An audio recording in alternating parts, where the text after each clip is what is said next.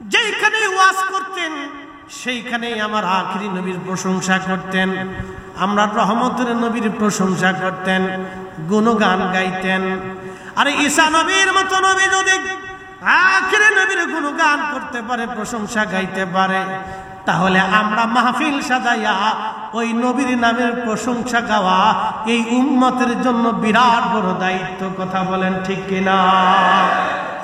সেই দায়িত্ব পালন হয় ঈদে মিলাদুন নবী সাল্লাল্লাহু আলাইহি ওয়াসাল্লাম এই মাহফিলের মাধ্যমে সেই হক আদায় হয়। কথা বলেন ঠিক কিনা? খুব মনোযোগ। আল্লাহর নবী পবিত্র মিম্বার শরীফে বসা প্রিয় নবী সাহাবায়ে কেরাম নিয়ে ওয়াজ করতেছিলেন। আচ্ছা, আপনাদেরকে বলি, জবাব দিবেন। এখন যদি আমি ওয়াজ করার সময় বলি আমার আব্বা এটা, আমি এটা হুজুর, আমি বড় হুজুর, আমি এত নামাজ পড়ি, আমি এত রোজা করি, আমি তাহাজ্জুদ করি, আমার বউ পড়ে, আমার হুলাই পড়ে, আমার জন্মের সময় এটা হয়েছিল, আমার বাবা এটা দেখছিল, আমার মা এটা ছিল, আপনারা কি ওয়াজ শুনবেন? আপনারা কেমন হুজুর আনছি কোরআন সুন্নাহর কথা শোনার জন্য, হুজুর দেখি নিজের তেল নিজে মারতেছে, ঠিক কিনা? কিন্তু আমার নবী খোদার ঘর মসজিদে নববী পৃথিবীর দামি মসজিদের মধ্যে অন্যতম মসজিদ, যেই মিম্বরে বসে রহমতের নবী ভাষণ দেয়, পৃথিবীর শ্রেষ্ঠ মিম্বর।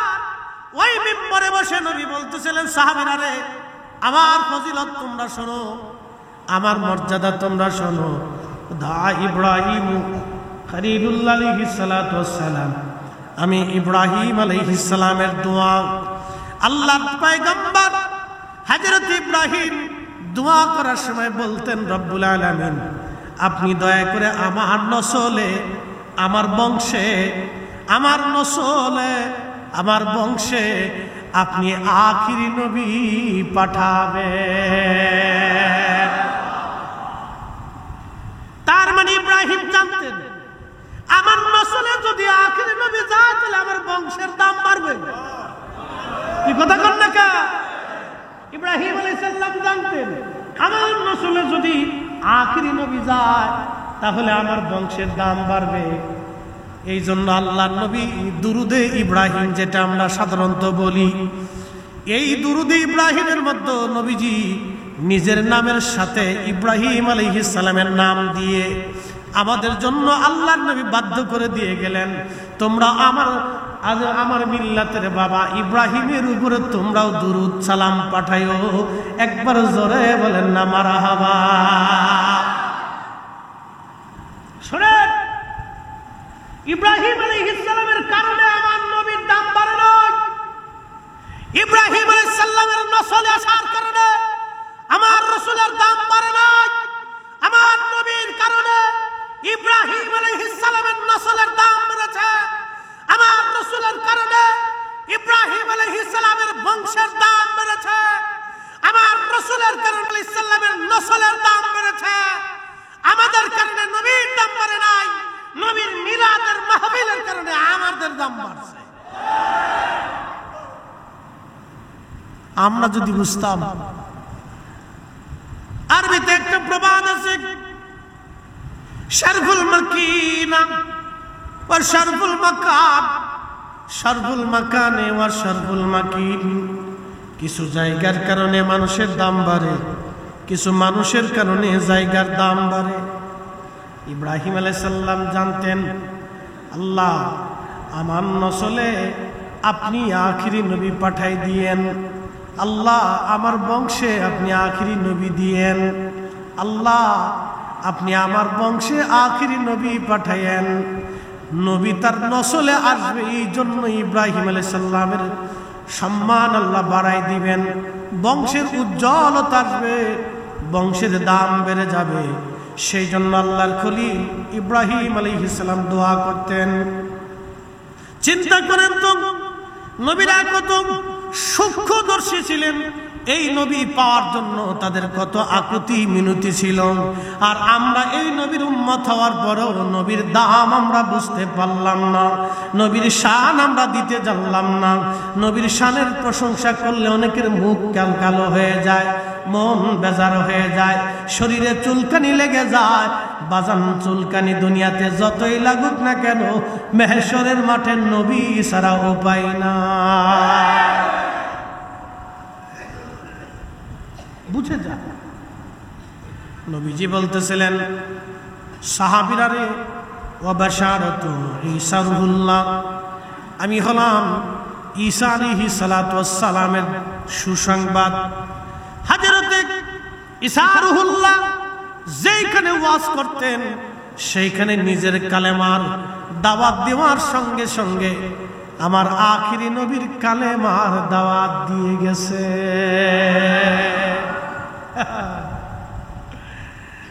হযরতে ঈসা রুহুল্লাহ আলাইহিস সালাম যেখানে ওয়াজ করতেন সেইখানে আমার আখিরি নবীর প্রশংসা করতেন। আমরা রহমতের নবীর প্রশংসা করতেন, গুণগান গাইতেন। আরে ঈসা নবীর মতো নবী যদি আখিরি নবীর গুণগান করতে পারে, প্রশংসা গাইতে পারে, তাহলে আমরা মাহফিল সাজাইয়া ওই নবীর নামের প্রশংসা গাওয়া এই উম্মতের জন্য বিরাট বড় দায়িত্ব। কথা বলেন ঠিক কিনা? সেই দায়িত্ব পালন হয় ঈদে মিলাদুন নবী সাল্লাল্লাহু আলাইহি ওয়াসাল্লাম এই মাহফিলের মাধ্যমে সেই হক আদায় হয়। কথা বলেন ঠিক কিনা? খুব মনোযোগ দিয়ে। এরপরে আল্লাহর নবী বলতেছেন, সাহাবীরা রে, আমি যখন দুনিয়াতে তশরিফানি, পৃথিবীতে আমি আসবো, আমার মায়ের রেহেমে ছিলাম, আমার মায়ের রেহেমে আমি ছিলাম। যখন আমি মায়ের রেহেম থেকে আমি দুনিয়াতে আসব, আমার আম্মা দেখেছিলেন খারাজা মিনহা নূর, আমার মায়ের ভিতর থেকে নূর মুবারক বের হয়ে যায়।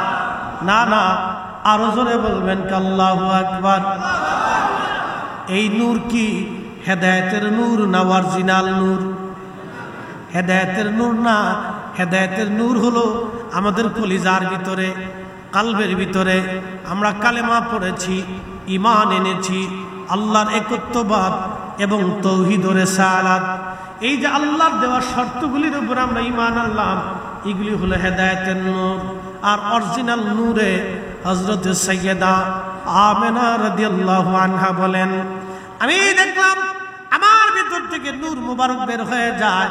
আল্লাহর নবী ডাক দিয়ে বলেন, সাহাবীরা রে, শুধু নূর দেখেন নাই আমার আম্মা, ওই নূরের আলোতে সুদূর শাম, তখন এটা এই শাম ছিল এই রোমানদের বিরাট বড় রাজধানী, বিরাট বড় প্রাসাদ এবং তাদের বিরাট বড় সেই গোডাউন ছিল, সেনা ক্যাম্প ছিল, তাদের ক্যান্টনমেন্ট ছিল।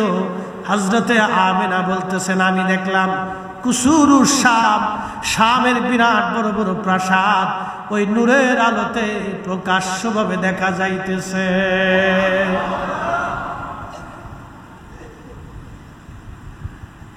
আমরা যেমন পৃথিবীতে আসছি, আমাদের নবী ওইভাবে দুনিয়াতে আসেন নাই। খুব মনোযোগ দিবেন। আল্লাহ কোরআনে বললেন, ওয়াবাদা খালকাল ইনসানি মিন তিন, আমি মানব জাতির সৃষ্টির সূচনা করলাম মাটি থেকে।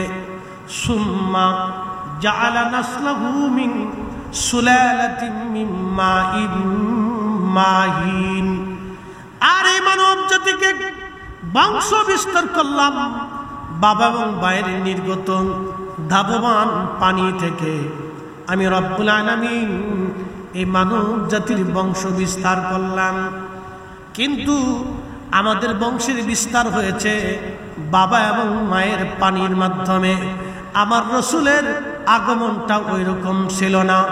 আল্লাহর নবীর চাচা আব্বাস রাদিয়াল্লাহু আনহু তাবুকের যুদ্ধের ময়দানে ৩০,০০০ সাহাবীর সামনে তিনি আমার রসুলের প্রশংসা গাথা গাইতে যাইয়া হযরত আব্বাস লিখলেন, ইয়া রাসূলুল্লাহ, তুনকালু মিন সালিবিন ইলা রাহিমিন ইজা মাদা আলামু বাদাউ তবা। নবীজি, আপনি পৃথিবীতে আসছেন, অন্য 10 জন মানুষের মতো আপনি পৃথিবীতে আসেন নাই। তুনকালু মিন সালিবিন, সুল থেকে ইলা রাহিমিন, রহিম হয়ে। আল্লাহু আকবার। সুল এবং রহিম তাও পবিত্র, অপবিত্র না। পবিত্র সুল, পবিত্র রহিম থেকে আল্লাহ রাব্বুল আলামিন আবর্তন বিবর্তন করায়া, যুগের পর যুগ দেখায়া আল্লাহ রাব্বুল আলামিন আপনার বাবা এবং মায়ের মাধ্যমে আল্লাহ আপনাকে আমাদের মাঝে পাঠিয়েছেন। একবার জোরে বলা যাবে কি আল্লাহু আকবার। আমাদের পদ্ধতি মিন সুলালাতিন মিন মাইন মাহিন, আর আল্লাহর নবীর পদ্ধতি ওয়া তাকাল্লুবাকা ফিস সাজিদিন। চিৎকার মেরে জোরে বলেন না মারহাবা। আমাদের জন্মের পদ্ধতি মিন সুলালাতিন মিন মাইন মাহিন, আর আমার নবীজির আগমনের পদ্ধতি হলো ওয়া তাকাল্লুবাকা ফিস সাজিদিন। কোরআনের আয়াত দুটোই। আমাদের পদ্ধতি বীর্যের মাধ্যমে, নুতফার মাধ্যমে বাবা এবং মা, বাবার থেকে পৃষ্ঠ দেশে, মায়ের বক্ষ দেশে, মায়ের আধারে, রেহেমের ভিতরে নিরাপদ আধারে আল্লাহ দুইটা ওই পানির মিশ্রণ দিয়ে আল্লাহ পাক এটাকে রিফাইন করে করে আমাদের বডি আল্লাহ বানায় দেন। আর আমার রাসূলের ব্যাপারে আল্লাহ বলছেন ওয়া তাকাল্লুবাকা ফিস সাজিদিন। নবী গো, আমি আপনাকে সেজদাকারীদের মাধ্যমে দুনিয়াতে আনছি। আপনি যখন যেই নসলে নূরে মুহাম্মদ ছিল, সেই নসল কখনো অপবিত্র ছিল না। না মূর্তির সামনে, না পাথরের সামনে, না গাছের সামনে, না মাছের সামনে, না ব্যক্তির সামনে মাথা নত করেছে। শরাবি, খারাবি, হারাবি, নাফাকি, ওই সমস্ত কিছুর ছোঁয়া বাতাস পর্যন্ত তাদের লাগে নাই। তারা সবাই সেজদাকারী ছিল। আপনি নবীর নূর মুবারক যেই রেহেমে, যেই সেকেমে, যেই সময়, যেই জমানাতে ছিল, তারা সেজদাকারী ছিল। একবার জোরে বলা যাবে কি সুবহানাল্লাহ।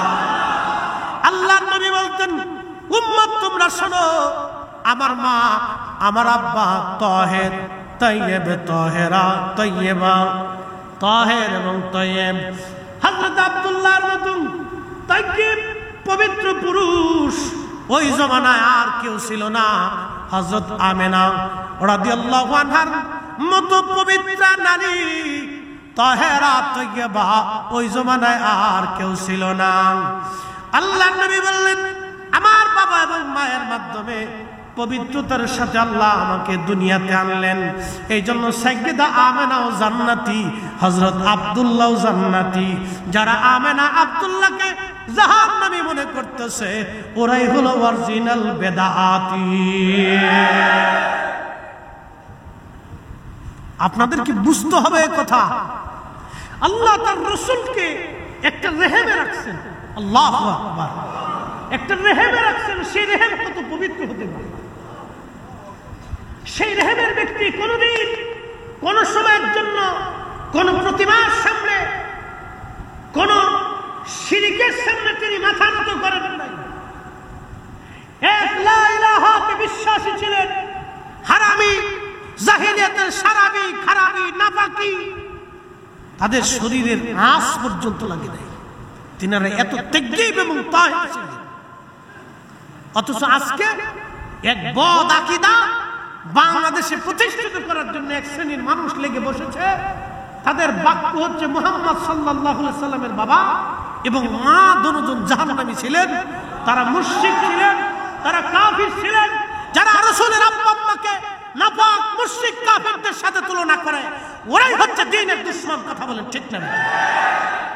আর আমরা বললে আমরা হয়ে গেছে আজকে মাজার পূজারি, পীর পূজারি, বেদাত। আপনাদেরকে বুঝতে হবে, খুব মনোযোগের সাথে কথাগুলি শুনবেন, খুব ইম্পর্টেন্ট। আল্লাহ নবী বলতেছেন, আমার আম্মা দেখছেন খারাজা মিনহা নূর, মায়ের ভিতর থেকে নূর আসছে।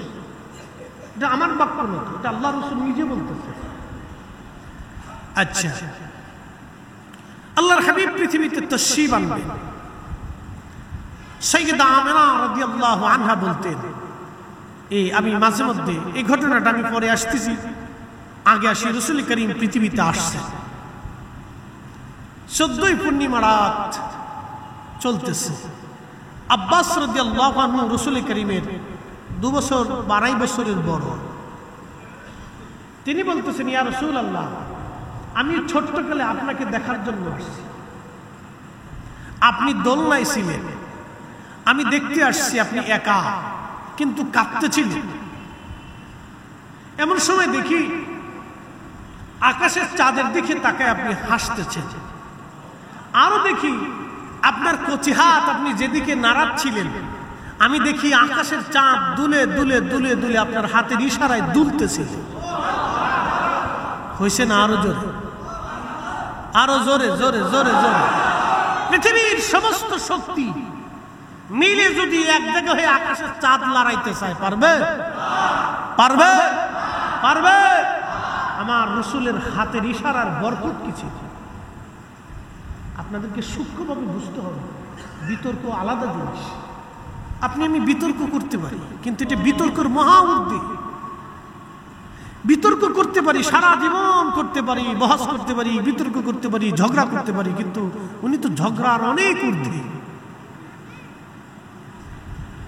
হযরত ইমাম বাইহাকি দালাইলুন নবুয়াতের মধ্যে তিনি লিখতেছেন, আল্লাহর নবীকে হযরত আব্বাস ডেকে বলেন, ইয়া রাসূলুল্লাহ, ছোট্টকালে ওই দৃশ্য দেখেছিলাম, ওই দৃশ্যটাই আমাকে কালেমা পড়তে উদ্বুদ্ধ করেছে। হুজুর বলবেন কি? ওই দৃশ্যের হাকিকত আমি আব্বাস নিজেও জানি না। হযরত নবীজি বলতো, অন্ধ কবরেও অন্ধ হবে, হাসরের মাঠেও তারা অন্ধ হয়ে থাকবে। আমরা অন্ধ হতে চাই না, আমরা চক্ষুওয়ালা হতে চাই, নবীর কদমের গোলাম হতে চাই। কথা বলেন ঠিক কিনা? সালাতুন ইয়া রাসূলুল্লাহ,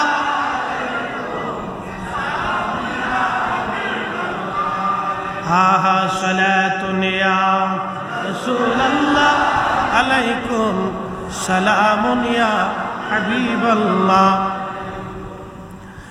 বন্ধুগণ, চট্টগ্রামবাসী হযরতে বাইজিদ বুস্তামি রাহমাতুল্লাহ আলাইহি দরগা প্রান্তরে বসে গত বছরও ছিলাম না? গত বছর ছিলাম? আরে কপাল আমার, আগের বছর ছিলাম, তারও আগে একবার ছিলাম। আল্লাহ, এটা হলো তাকদীর। আল্লাহ এই বছর আবার আনছেন। এখানে আসলে আমার ওয়াজের স্পিড বেড়ে যায়, কারণ আমি জানি আল্লাহর ওলিদের মজলিসে আল্লাহর বরকত রহমত লুকানো থাকে।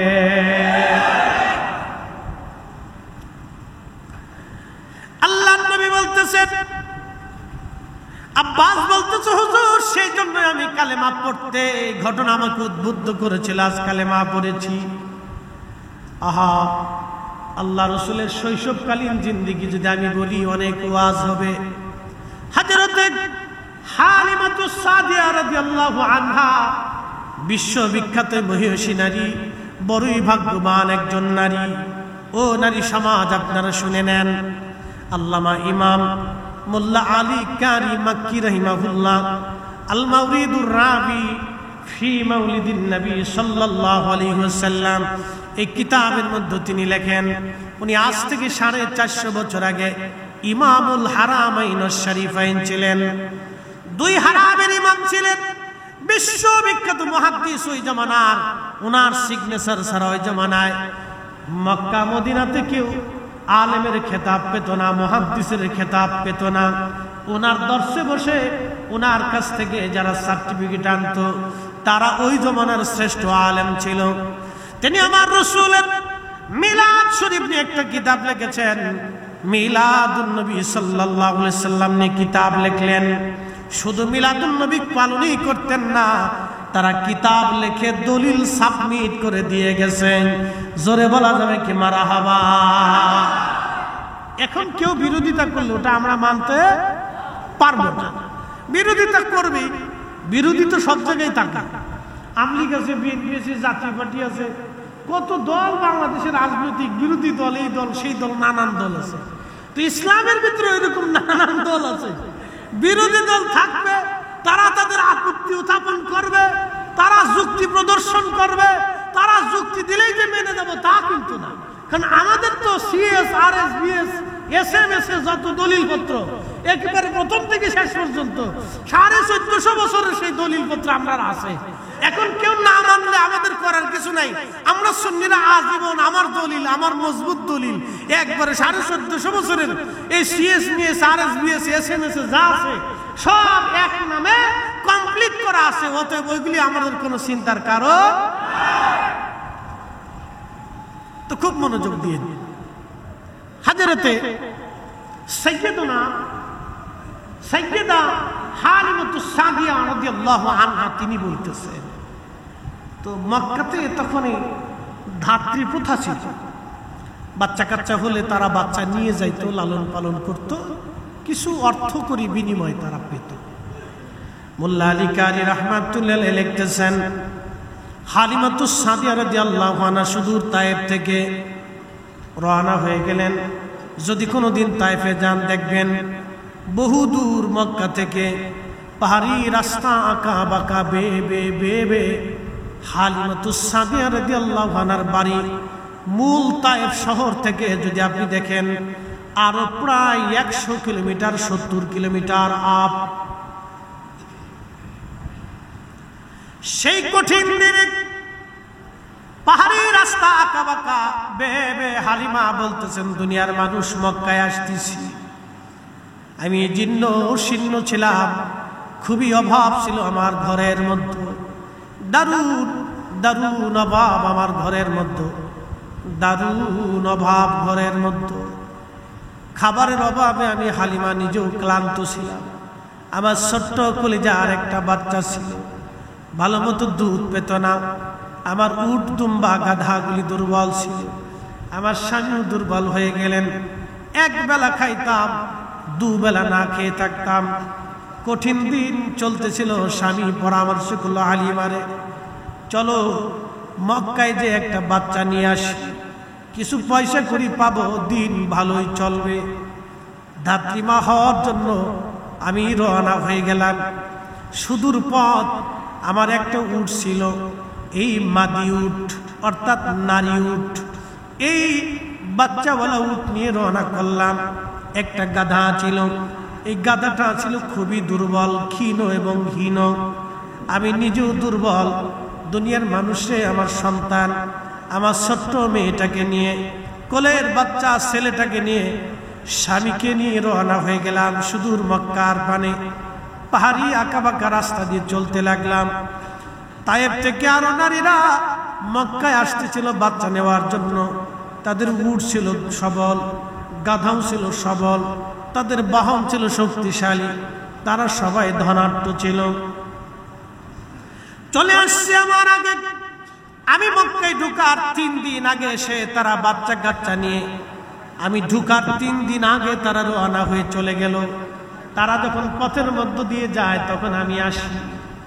আসার পরে মক্কায় ঢুকলাম। ঢুকার পরে শুনি কারো বাড়ি কোনো বাচ্চা নাই, কোনো সন্তান, কারো বাড়ি নবজাতক নাই। শুধু একজনের বাড়ি নবজাতক আছে, তার নাম আব্দুল্লাহ, কিন্তু ইন্তেকাল করেছেন। মা আমিনা বড়ই অভাবী। দাদা আব্দুল মুত্তালিব কোন রকম দেখাশোনা করেন তিনি।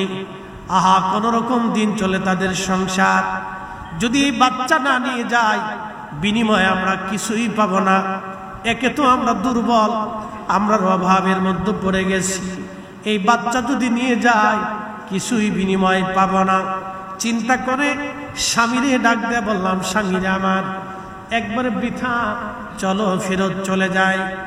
স্বামী ডেকে বলতেছে, হালিমা রে শোনো, সন্তানবিহীন আমরা তায়েফে ফিরে চলে যাব, ঠিক আছে, কিন্তু একটা বাচ্চাই তো মক্কায় আছে, আর কারো বাচ্চা মক্কায় নাই রে। হালিমা চলো একটা বারের জন্য বাচ্চাটার চেহারাটা দেখে আসি, দেখতে কেমন দেখা যায়।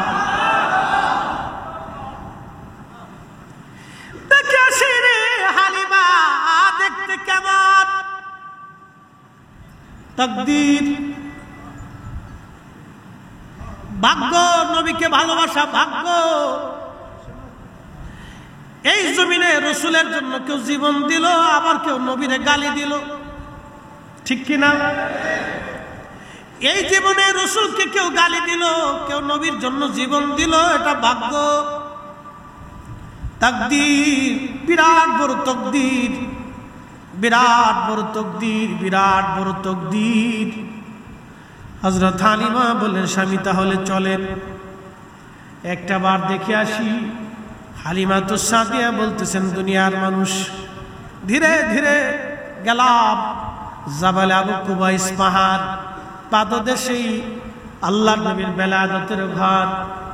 তারই বাম দিকে যদি যান, আবু জাহেলের সেই বাড়ি, বর্তমানে ল্যাট্রিন বানানো হয়েছে। আবু জাহেলের বাড়িতে ল্যাট্রিন বানানোর বুদ্ধি দিয়েছিল বাংলাদেশি একজন ইঞ্জিনিয়ার, জোরে কন্যা মারহাবা। বাঙালি ইঞ্জিনিয়ার ওখানে বাড়ি বানান, বাথরুম বানান, স্ট্রাকচার তৈরি করে দিয়েছিল বাংলাদেশি ইঞ্জিনিয়ার। তৈরি করার পিছনে তার পরিশ্রম, মেধা এবং বুদ্ধি ছিল। যে আবু জাহেলের বাড়িতে বাথরুম বানান, যে হাজিরা সারা জীবন আইসে বলতো দেখেন একটু পেশাব পায়খানা করে যান। খুবই মনোযোগ দিবেন। আল্লাহ নবীর বেলাদাতের যখন হালিমাতুস সাদিয়া গেলেন, তিনি বলতেছেন, আমি গেলাম দোলনার মধ্যে, আল্লাহ নবীকে ঘুম পাড়িয়ে রাখা হয়েছিল। হযরত আমিনার গৃহে গেলাম, দোলনার ভিতরে আল্লাহর হাবিবকে দোলনার ভিতরে রেখে দেওয়া হয়েছিল। হযরত সাইয়্যেদা হালিমাতুস সাদিয়া রাদিয়াল্লাহু আনহা বললেন, দুনিয়ার মানুষ, আমি যখন দোলনার পাশে যে চেহারা মুবারকের দিকে তাকাইলাম, আমি হালিমা অবাক হয়েছি। পৃথিবীতে মানুষ এত সুন্দর হতে পারে, মানুষ এত সুন্দর হতে পারে, এত সুন্দর হতে পারে আমার জানা ছিল না। নবীজি বলতেন, আনা মালিহুন ওয়া আখি ইউসুফু সাবিহান, আমি লাল সুন্দর, আমার ভাই ইউসুফ ছিলেন সাদা সুন্দর। আমি লাল সুন্দর, আমার ভাই ইউসুফ হলো সাদা সুন্দর। আল্লাহর কোরআন বলতেছে, আল্লাহর কোরআন বলতেছে, আল্লাহ পাক বলতেছেন, আমি মানুষকে সৃষ্টি করেছি ফি আহসানি তাকবীম, সুন্দর অবয়ব দিয়ে, সৌন্দর্য দিয়ে মানুষকে সৃষ্টি করেছি। কিন্তু এই মানুষের মধ্যে সর্বশ্রেষ্ঠ মানুষ তিনি আমার আপনার নবী, এত সুন্দর। হযরত হালিমা বলতেছেন, একটা নজরে দেখার পরে স্বামীরে বললাম, স্বামী আমি পয়সা করি লাগবে না, আমি এই বাচ্চা ছাড়া তায়েফে ফিরে যেতে পারবো না।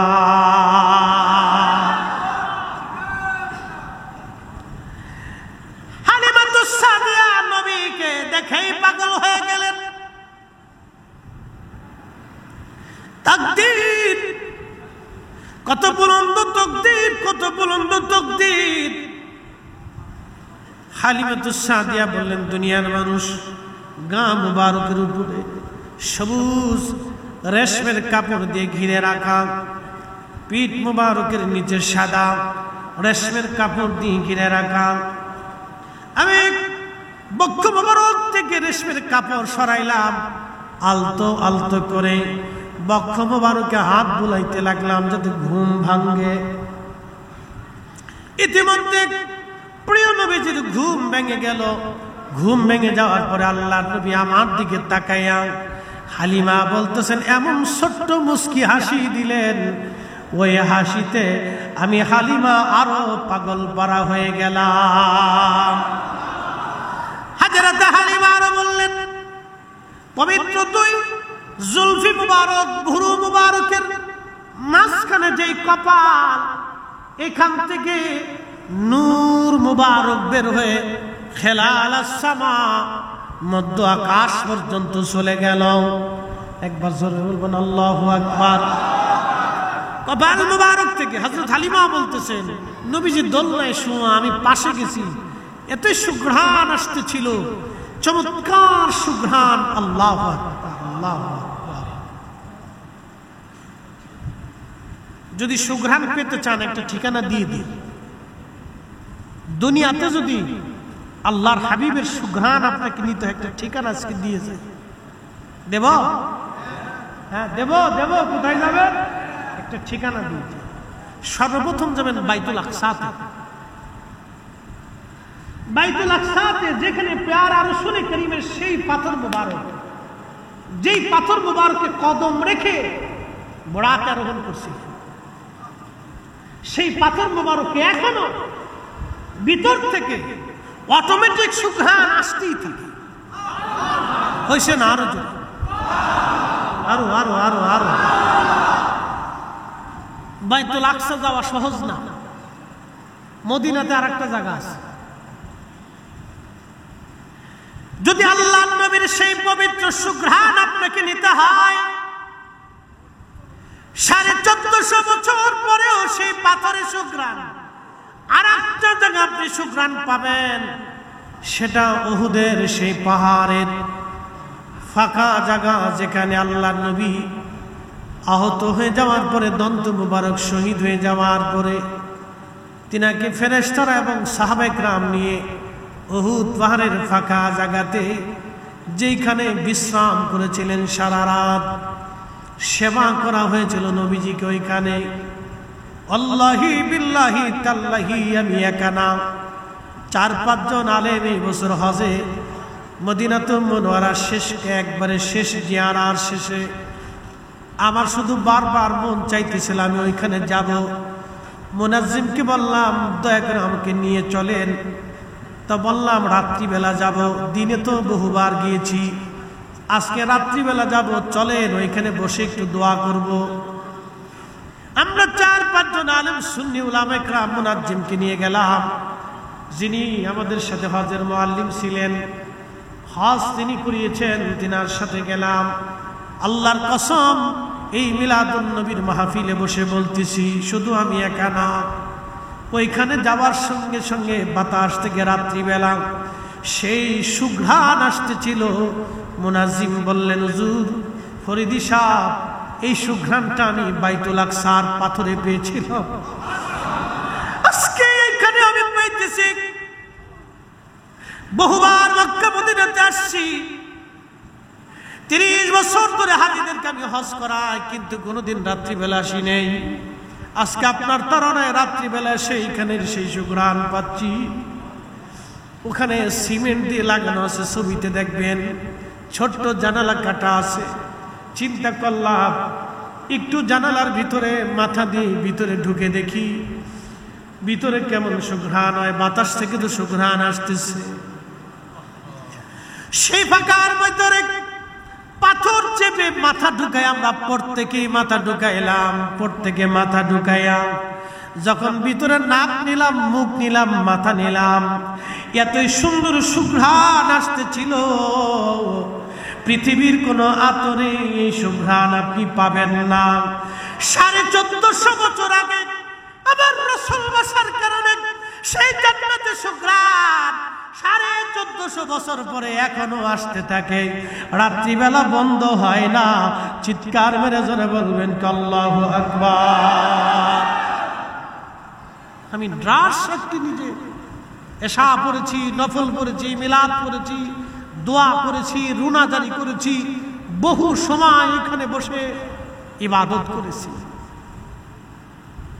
মুহতারাম, সবকিছু খালি দলিল দলিল করেন না, আল্লাহ রসুলের সব বিষয়ে বেদাত বেদাত বললেন না, এগুলো আপনার সারা তকদির নষ্ট হয়ে যাবে। সব কাজে নবীর, সব কাজে খালি বেদাত বেদাত বলবেন না, তকদির নষ্ট হবে। রসুল কারীম একবার অসন্তুষ্ট হয়ে গেলে 1000 কোটি বছর ইবাদত নস্যাৎ হবে, আপনার জিন্দেগীর মুহাদ্দিসগিরি শেষ হবে, হাদিস পড়া শেষ হবে, তাহাজ্জুদ শেষ হবে, ঈমান একাইন আপনাকে জান্নাতে নিতে পারবে না। রসুলের সব কাজে শুধু বেদাত বেদাত বলবেন না।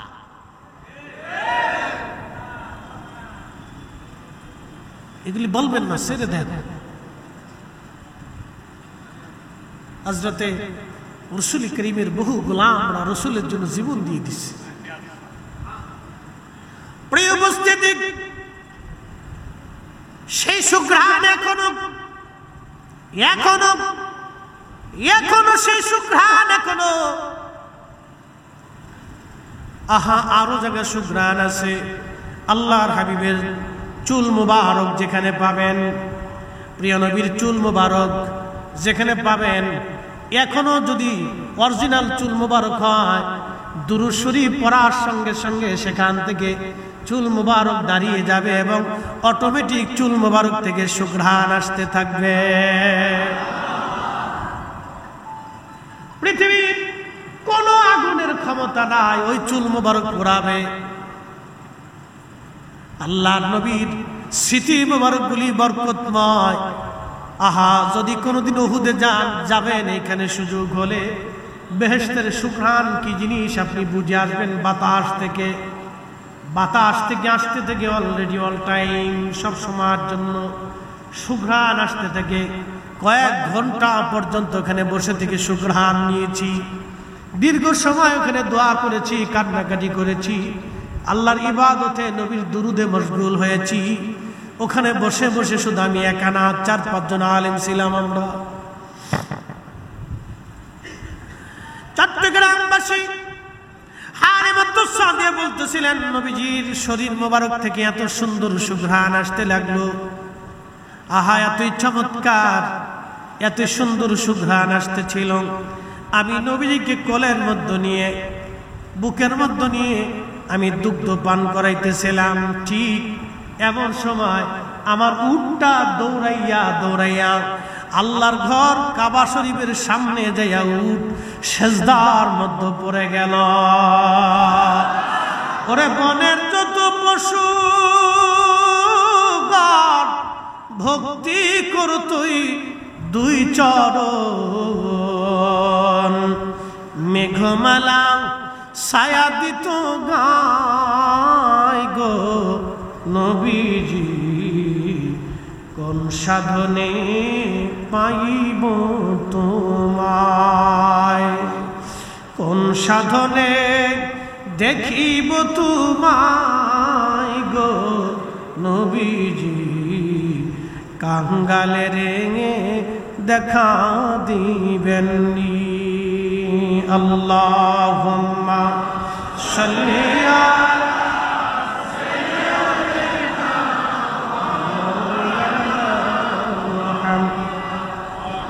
আলা আলি সাইয়্যিদিনা।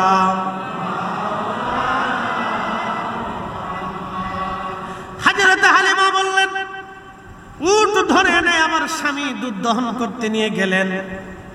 এক কাতরা দুধ হতো না, উটের পাতিল ভরে স্বামী দুধ দহন করে নিয়ে আসলেন। সে ডাক দিয়ে বলেন, হালিমা রে, কেমন বাচ্চা তুমি কোলে আনছো, আজকে আমার উটের ওলান ভর্তি দুধ এসে গেল, কেমন রজনী আজকে পালাম, এত শান্তি কোথাও নাই রে হালিমা। হালিমা রে, এই বাচ্চা পয়সা দিক বা না দিক, এই শিশু ছাড়া আমরা তায়েফে ফিরে যাব না। হযরত হালিমা বললেন, বিদায় নেব আমি আমার দুর্বল গাধার পিঠে চললাম, গাধাটা সবল হয়ে গেল। আমি হীন দুর্বল ছিলাম, আমি সবল হয়ে গেলাম। আল্লাহর কুদরতে আমি সতেজ হয়ে গেলাম। আল্লাহর নবীকে কোলের মধ্যে নিয়ে গাধার উপরে আমি বসেছিলাম। সাইয়্যিদা আমিনা রাদিয়াল্লাহু আনহা তিনি আসছেন সন্তানকে বিদায় দেওয়ার জন্য। আমার উটটা আবার দৌড়াইয়া কাবা শরীফের সামনে যায় সেজদায় পড়ে গেল। আমার উট বারবার দৌড়াইয়া কাবা ঘরের সামনে সেজদায় পড়ে যেতে লাগলো। আমি সন্তান নিয়ে, শিশু নবীকে নিয়ে আমি দাঁড়িয়ে আছি। সাইয়্যিদা আমিনা আসলেন, আমার পাশে দাঁড়ায় বলেন, হালিমা রে, তুমি কাকে নিয়ে যাচ্ছ জানোনি হালিমা? আমি আমার এই সন্তানের শান তোমাকে বলতেছি রে, শোনো হালিমা, আমার এই মুহাম্মদকে তোমার কাছে দিয়ে যাচ্ছি। হালিমা রে, আমি যখন সন্তানকে পেটের মধ্যে ধারণ করেছিলাম, অন্য নারীদের মতো ভারিত্ব, ওজনত্ব, ব্যথা, বেদনা, কষ্ট আমার যাতনা কিছুই ছিল না রে হালিমা। স্বপ্নের মধ্যে কে জানি মাঝে মধ্যে বলে যাইতো, আমেনা তুমি বড় ভাগ্যবতী, তুমি বড় ভাগ্যবতী আমেনা, তোমার রহমে আখিরি নবী দুনিয়াতে নাম হবে মুহাম্মদ, আসমান জগতে তার নাম হলো আহমদ সাল্লাল্লাহু আলাইহি ওয়াসাল্লাম। চিৎকার মেরে জোরে বলেন না মারহাবা।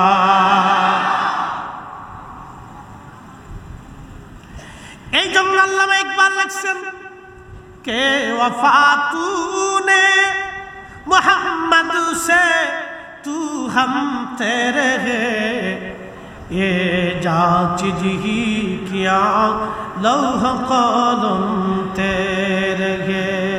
বাংলার কবি কাজী নজরুল ইসলাম কত চমৎকার তিনি লিখেছিলেন এইভাবে, আল্লাহকে যে পাইতে চায় হযরতকে ভালোবেসে, আরশ কুরসি লৌহ কলম না চাহিতে পেয়েছে সে। সালাতুন ইয়া রাসূলুল্লাহ আলাইকুম, সালাতুন ইয়া রাসূলুল্লাহ আলাইকুম সালামুন ইয়া। কাজী নজরুল কত চমৎকার তিনি আরো লিখেছিলেন এইভাবে, তৌহিদেরই মুর্শিদ আমার মুহাম্মাদের নাম, মুর্শিদ মুহাম্মাদের নাম, তৌহিদেরই মুর্শিদ আমার মুহাম্মাদের নাম, মুর্শিদ মুহাম্মাদের নাম। ওই নাম জপলি বুঝতে পারি, ওই নাম জপলি বুঝতে পারি খোদারি কালাম, মুর্শিদ মুহাম্মাদের নাম, মুর্শিদ মুহাম্মাদের নাম সাল্লাল্লাহু আলাইহি ওয়াসাল্লাম। প্রিয় উপস্থিতি, খুবই মনোযোগের সাথে শুনবেন। সেই দিন আমেনা ডাক দিয়া বলতেছিল হালিমারে, শোনো, আমি আমার এই সন্তানকে যেই দিন আমার ভিতর থেকে আল্লাহ তাকে দুনিয়াতে আনছেন, একটা কথা মনে রাখবেন, আল্লাহ আমাদেরকে মায়ের একটা বিশেষ রাস্তা দিয়ে দুনিয়াতে আনছেন, কিন্তু আমার নবীকে আল্লাহ ওই রাস্তা দিয়ে দুনিয়াতে আনেন নাই। আল্লাহ তার হাবিবের মা জননীর পার্শ্ব দেশ থেকে অপারেশন করে আমার আল্লাহ পবিত্রতার সাথে আমার নবীকে দুনিয়াতে নিয়ে আসছেন। একবার জোরে বলবেন কি মারহাবা।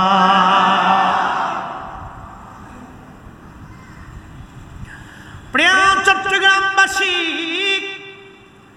হাজরাতে আমেনা ডাক দেখা, হালিমা, আমার সন্তান দুনিয়াতে আসার সময় আমি দেখেছি আমার ভিতর থেকে নূর মুবারক বের হয়। মোল্লা আলী কারি মাক্কি ইমাম ইবনে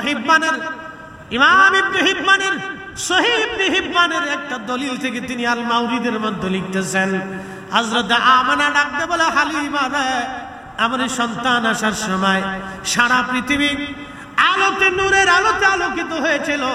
আমি আমার হুজরাতে আমার ঘরের মধ্যে বসে সিরিয়ার কুসুরু শান্ত দেখেছি, আরো সিরিয়ার যে উটগুলি ছিল, উটের পিঠের কুচগুলো আমি স্পষ্টভাবে সেই নূরের আলোয় দেখেছি। আরে হালিমা, আমার সন্তানের শান এখানে শেষ না। হালিমা রে, শুনে রাখো তুমি হালিমা, হালিমা তুমি তো নিয়ে যাচ্ছ তাকে। সব সন্তান পৃথিবী এসে কান্নাকাটি করে নিজের জন্য ওয়াও ওয়াও করে কান্না করে, কিন্তু তুমি শোনো, আমার এই সন্তান দুনিয়াতে আসার সঙ্গে সঙ্গে আমি সেজদারত তারে দেখেছি। সেজদার মধ্যে পড়ে তার জবান থেকে একটা বাক্য শুনেছি, ইয়া রাব্বি হাবলি উম্মতি, ইয়া রাব্বি হাবলি উম্মতি, ইয়া রাব্বি হাবলি উম্মতি। রহমাতুল লিল আলামিন, আপনি উম্মতের জামিন, গুনাহগারের অতি আপনজন। চট্টগ্রামবাসী হযরত আমিনা বলতেছে, হালিমারে নিয়ে যাও, কিন্তু আদরের সাথে রাখবে, সাবধানের সাথে রাখবে। শুনে রাখো, আমার এই সন্তান জগৎ জোড়া তার নাম হবে। সৃষ্টির এমন কোন জায়গা নাই যে জায়গা আমার সন্তানের নাম না পৌঁছাবে। হালিমা শোনো, আমার সন্তান আখিরি নবী হবে, আমার সন্তান নবী হবে, জগৎ জোড়া তার নাম হবে। হালিমারে তারে মোহাব্বতের সাথেই তুমি রাখবা। হযরত হালিমা বললেন, মায়ের কাছ থেকে কথাগুলি শুনে আমি রওনা হয়ে গেলাম। আমার গাধা ছিল দুর্বল, লাফায়া লাফায়া আনন্দের সাথে গাধা চলতে লাগলো। আমার উটও লাফায়া লাফায়া আনন্দের সাথে লাফায়া লাফায়া চলতে লাগলো।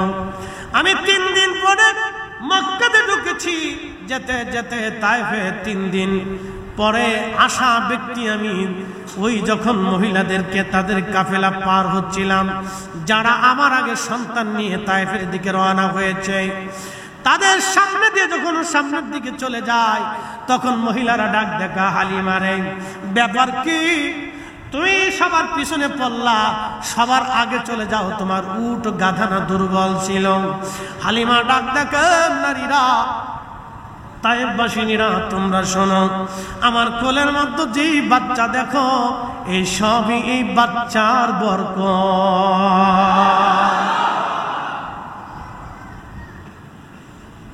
শোনেন, আল্লাহ রসুলকে পাইয়া পশু পাখির আনন্দে আত্মহারা হয়ে গেছে। নবী পাইয়া আপনারা যে খুশিতে সাজাইছেন, এটা কোন রকম হক আদায় করা, কি কথা ঠিক কিনা? কোন রকম হক আদায় করা, আমরা সেই তুলনায় কিছু করতে পারি নাই।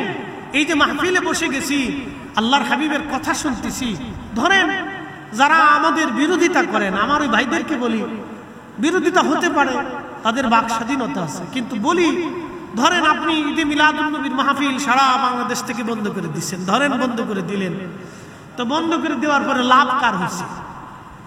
শয়তানের লাভ হয়েছে। কারণ এই বাংলাদেশে বর্তমান সিচুয়েশনে এই মাসে হাজার হাজার মাহফিল হবে, কথা ঠিক কিনা? হাজার হাজার মাহফিল হবে, হাজার হাজার মাহফিলে লক্ষ লক্ষ কোটি কোটি মুসলমানের দোয়া, জিকির, এই শুকরিয়া, এই কৃতজ্ঞতা, এই চোখের পানি, আল্লাহর হাবিবের ইশক থেকে তারা বঞ্চিত হবে। এই মাহফিলগুলি আমি মনে করি প্রত্যেক অঞ্চলে অঞ্চলে মসজিদে মসজিদে কায়েম করা উচিত, কথা বলেন ঠিক কিনা? বিরোধিতা পরে আসে, বিরোধিতা পরে আসে, প্রত্যেক অঞ্চলে অঞ্চলে মসজিদে মসজিদে কায়েম করা উচিত। অন্তত একটা উসিলাতে মানুষ আল্লাহ রাসূলের ইশকের মজলিসে একটু বসুক, দুটি কথা শুনুন, তারা একটু জিকিরে বসুন, আল্লাহ শুকরিয়া কৃতজ্ঞতার ভিতরে বসুন। আল্লাহর নবীর জীবনী তো বললে তো শেষ করার মতো না, অনেক চমৎকার জিন্দেগি ছিল তার, আকর্ষণীয় মুজিজা, খুশুসিয়ত আমাদের থেকে মহান ঊর্ধ্বে ছিলেন, তুলনাহীন, তুলনাবিহীন, তুলনা দেওয়ার কোনো সুযোগ নেই। আল্লাহ খোদ তাকে হাবিবুল্লাহ করেছেন। জানেন, কঠিন মেহশরের মাঠ, সৃষ্টির সমস্ত সৃষ্টি যখন আল্লাহর সামনে আল্লাহর দিকে ধাবিত, জিন, ফেরেশতা, মানুষ, পৃথিবীতে যত মখলুক আছে, সব আল্লাহর আদালতে মালিক ইয়াউমিদ্দিন, সেই বিচার দিনের মালিক হবে আল্লাহ। আর আল্লাহ ডাক দিয়ে দিচ্ছেন, হাবিব, আমি মালিক ইয়াউমিদ্দিন, কিন্তু আপনাকে আমি আল্লাহ বঞ্চিত করি নেই। আপনি আসা আইয়া বাসাকা রাব্বুকা মাকাম মাহমুদা, আপনি সেই দিন আমি আল্লাহ আরশে মুআল্লা ওয়ালা, আপনি নবী হবেন মাকামে মাহমুদ ওয়ালা। একসাথে বলা যাবে সুবহানাল্লাহ। আল্লাহর সেই কঠিন হাসরে কোটি কোটি সৃষ্টি যখন আল্লাহর সামনে মাথা নত করে সিজদায় পড়ে থাকবে, মুকাররাবিন ফেরেশতারা থরথর করে কাঁপতে থাকবে, জানি আজকে আল্লাহ আমার কি ফয়সালা করে। যদিও তারা আল্লাহ সম্মানিত, কিন্তু তারা আল্লাহর কাহারিয়ত দেখে পেরেশানির মধ্যে থাকবে। কিন্তু আল্লাহ তার রাসূলকে আরশে মুআল্লার ডানে মাকামে মাহমুদের আসনে মহান ইজ্জতের সাথে আল্লাহ তার রাসূলকে সমাসিত করে রাখবে, আল্লাহ তাকে সমাসীন করে রাখবে। অতএব আপনি তাকে ছোট করে দেখার সুযোগ নাই। আল্লাহ রাসূলের কোনো বিষয়কে ছোট করে দেখবেন না, ছোট করে দেখবেন না। এই মিলাদুন নবীর মাহফিল ছোট করে দেখার সুযোগ নাই। প্রিয় উপস্থিতি, সাহাবায়ে কেরাম আল্লাহর হাবিবের কোনো বিষয়টাকে ছোট করে দেখেন নাই। তা আমরা এগুলি বুঝবো, পালন করব। বিতর্ক এগুলি না করি, আল্লাহর হাবিবেরকে কেন্দ্র করে বিতর্ক না করি। চোখের মধ্যে চুমা দিয়ে সাল্লাল্লাহু আলাইহি সাল্লাম বলে মুখে চুমা দিয়ে চোখে লাগাই, বিতর্ক আছে। উলামায়ে কেরাম একদল বলছেন না, এটা শরীয়তে সিদ্ধ না, কিন্তু আর এক জামাত উলামায়ে কেরাম বলছেন হ্যাঁ, এটা দলিল আছে যদিও জয়ী। বিশ্ববিখ্যাত ফকিহ ইমাম জৈনুদ্দিন শামীর মতো হানাফি মাযহাবের উজ্জ্বল ফকিহ, তিনি তেনার ফতোয়া শামী কিতাবুস সালাতের বাবুল আযানের ভিতরে তিনি মাসালার সমাধান দিয়েছেন। তো প্রিয় ভাই আমার, এগুলি আমরা পর্যবেক্ষণ করব। সময়ের স্বল্পতা, বেশি সময় দিতে পারবো না, আমাকে আর একটা প্রোগ্রাম ধরতে হবে। যা হোক ইনশাল্লাহ, যদি আল্লাহ রাব্বুল আলামিন আবার বরতে রাখেন, আবার আসবো, দেখা হবে। আল্লাহ আমাদেরকে কবুল করুন, বলেন আমিন। না, সারা রাত্র করলে শান্তি লাগবে আমি জানি, কিন্তু আমরা তো আলেম, ও আদার কাছে আমরা দুর্বল।